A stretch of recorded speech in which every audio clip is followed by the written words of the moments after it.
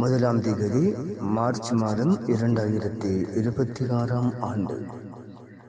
மத்திய கிழக்கில் Iran, Israel, America இடையிலான போர் சூழல், போர் நிலைமை தொடர்பான முக்கிய குறிப்புகளை இங்கு நாங்கள் தருகின்றோம்.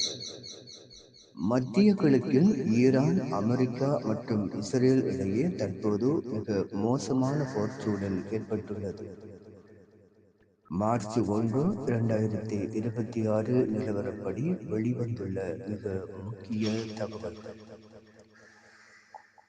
கடந்த பிப்ரவரி 28, 2026 அன்று அமெரிக்கா மற்றும் இஸ்ரேல் இணைந்து ஈரானின் முக்கிய நகரங்கள் மற்றும் இராணுவ நிலைகள் மீது பாரிய வான்வழி தாக்குதல்களை நடத்தின.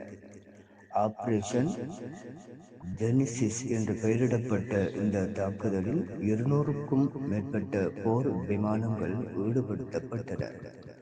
ஆயத்துல்லா காமனி, ஈரானின் உச்ச தலைவர், இந்த தாக்குதலில் கொல்லப்பட்டதாக ஈரான் அரசு ஊடகங்கள் அதிகாரபூர்வமாக உறுதிப்படுத்தியுள்ளன. அவரது மறைவையொட்டி ஈரானில் 40 நாட்கள் துக்கம் அனுஷ்டிக்கப்படுகிறது. இதற்கு பதிலடியாக ஈரான் தனது ஏவுகணைகளை இஸ்ரேல் மீதும் வளைகுடா நாடுகளில் பஹ்ரைன், குவைத், கத்தார், ஐக்கிய அரபு அமீரகம் உள்ளிட்ட அமெரிக்க இராணுவ தளங்கள் மீதும் ஏவி தாக்குதல் நடத்தியுள்ளது. துபாய் மற்றும் பிற விமான நிலையங்கள், அபுதாபி பகுதிகளில் உள்ள விமான நிலையம் ஏவுகணை தாக்குதல்கள் நடத்தப்பட்டதன் காரணமாக கடுமையாக பாதிக்கப்பட்டுள்ளன. சில பயணிகள் அங்கு சிக்கியிருப்பதாக தகவல்கள் தெரிவிக்கின்றன.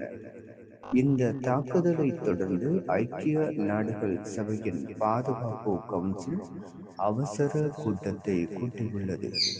உலக அமைதிக்கு இது பெரும் அச்சுறுத்தல் என ஐக்கிய நாட்டு பொதுச் செயலாளர் எச்சரிக்கை விடுத்துள்ளார். தொடர்ந்து எமது இந்த யூடியூப் சேனலுடன் இணைந்திருங்கள்.